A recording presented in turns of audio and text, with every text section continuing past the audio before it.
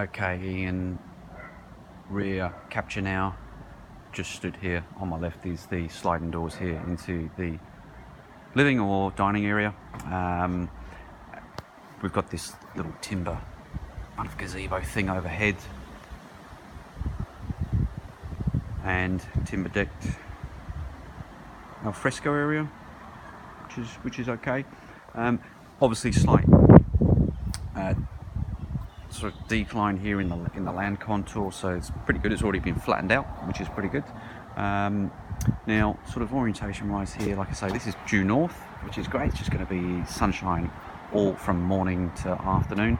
And as you can see, look, here's the next door site. So look, little bit you know, sort of modern, overlooked kind of feel, but on the reverse of that, very, very super safe, you know. And it is, I'm stood here, even with vehicles passing, there's no noise disturbance from the vehicles.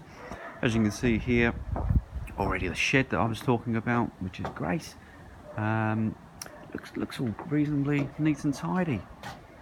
All the retaining walls are fairly tight. I think that one's fallen away a little bit, but you know, like I say, we'll get someone properly to have a look at that. There's the garage door. So here, obviously, brick veneer. The pointing's a little bit untidy. As you can see, like, again, we'll take a closer look at this from a construction perspective, but yeah, look, it's not been cared for overly. Just needs a little bit of tidying up here and there. That's just a bit of plastic coming off there. That's fine. So, nice big stormwater drain, which is good. They've done things properly on that regard. A couple of steps down here to a bit of shingling, you know, some weeds and stuff coming up here. So, you know, probably just get a little gardener or a little spray or something there just to keep those weeds in order. But overall, outside, very, very low maintenance. Access there through a gate to front. So you know, you can go through the garage or through here. That's interesting. Yeah, again, like I say, like a couple of things that have just not been finished off to code. Like I say, we'll talk about the builder status in a bit, because I don't think we can rely on this builder to honour any ongoing obligation. That's the compressor unit for the splitty in there, so that's not installed at all. Water system, again, look, let's have the relevant people make comment there, but it all looks okay. As you can see, look, like I say, this is what I'm talking about here. The render's just a little bit sloppy, but it does appear watertight, apart from the couple of points that I've already mentioned inside. So look, reasonable size for the demographic that we're going for. This is, you know what, it would be great if it was a bit bigger, but it's not, and it's actually perfectly adequate for what it is, because you've got the 3 bedrooms upstairs. So any family coming here, this is going to be more than enough out here for, like I say, the families. But I think it's going to be professional people or downsizers. Okay, I'm just going to pause this now. Ian, apologies. I just this is going to jump around a bit, this video here, but just realised that I didn't shoot this 4th bedroom. So front aspect, a huge big window. It's actually quite nice. Really it's not going to be used as a bedroom. It's just, you know, a way of calling it a 4-bedroom house. It's really going to be a study for someone. But you've got these built-in fitted robes here, but there is like space for a king size, a king single, or whatever.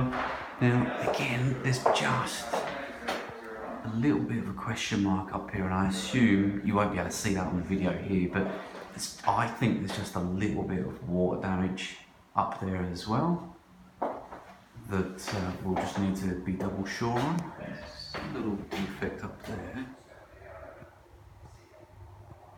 I think that's just a bit of a graze.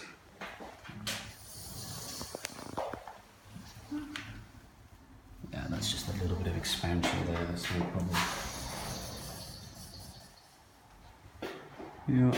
So no, I just wanted to, while I was here, capture this space as well. It's actually a generous sized room. As a study would be ideal. Would be ideal. So yeah, sorry about that. It's just literally just walking through and realised that I'd missed that room. Wanted to capture everything.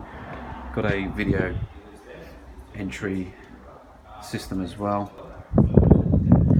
Now, while I'm here, I'm just going to continue shooting, walking, talking. Here's a great view now of the elevation.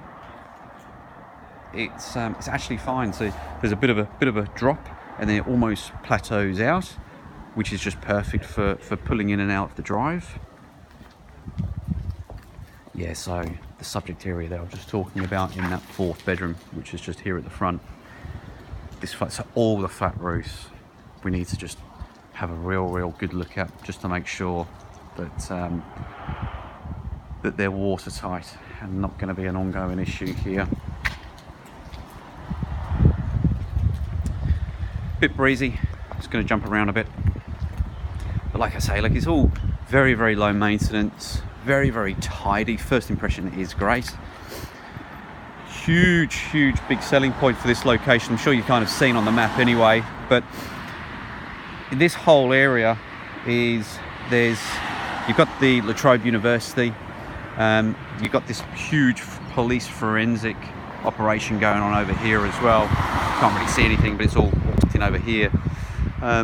So basically you've got this huge ongoing demand for professional people working in these areas, and also there's going to be a lot of, the ideal tenant here would be a lecturer or someone at the university, certainly of that standard. We obviously wouldn't want to sort of appeal to any of the students, but naturally the price level of this property is going to be beyond them anyway. But look, awesome location. I've had a good drive around all the streets around here, nothing but good vibes, and it's just modern executive homing. Now I'll give you some stats. The front one here, this guy bought it off plan quite some time ago now. He paid $950 for it. Bigger version, and he's got a lot of upgrades on it as well. Spoke to the agent, he thinks it's worth about $1 million now. The back one as well, number 3, is recently sold for $770. That's what the agent just told me. 3 bed, smaller. It's obviously probably, although it's at the back there, a bit quieter. It's obviously going to be quite overlooked. You see the red roof behind it as well. It's quite locked in there. So certainly low to mid 8s. It's good buying. It's good buying for this property. Now, as you can see next door, it's probably not likely to see another one of these developments unless you get a multi, because this will then back onto, we'll take a walk around there in a few moments, but there'd be more viable sites, I would imagine. Naturally these are knock down 1 to build 3. You wouldn't knock down 2 to build 3. So I think this aspect here is going to be there for quite some time. They're getting on a bit, but this is very indicative of this area. So this area was all built that kind of 60s, 50s, 60s time, just to house that spreading population coming out of Melbourne. And so you get a lot of these old weatherboards, a lot of these old 1960s, 1970s, probably plainer looking properties. And Waiora Road is quite a long road, and as you drive up and down it, it is just, there's so many of knocking these down to replace them with 2 or 3.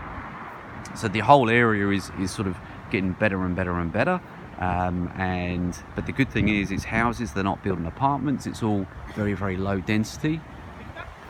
And the great thing about this location, I'm going to take a walk across here, you get a feel like this traffic will be consistent all day. Quite heavily policed, this road, 40 km/h speed limit, school zone up there as well, mate. So there's not, it's slow moving, it's safe,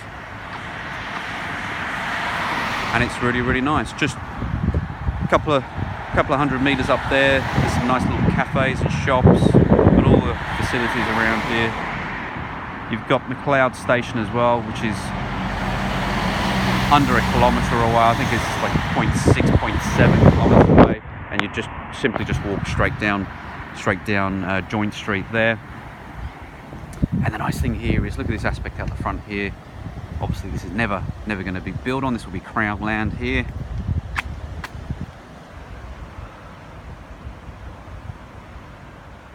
Very, very peaceful.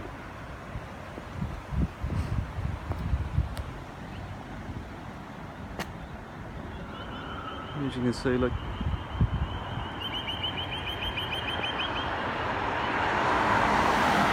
So it's certainly got lots of curb appeal. They look great. The good thing here, like I said, this guy that lives in the front one here, that's him and his family, so it's owner-occupiers. So that really captures everything, I think, mate. What I'm going to do, I'm just going to head over to this junction over here so we can just check out this road here. But like I say, it's all just going to be a combination of these 1960s, 1970s infields, which is slowly being replaced over time.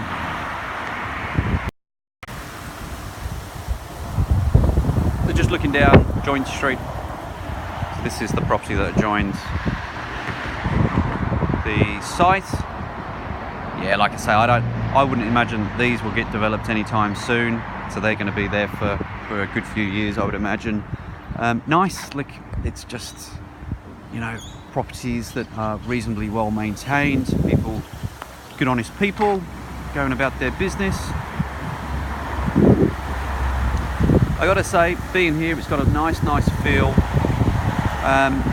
We'll talk separately about the rental strategy on this, but over time, this property will return.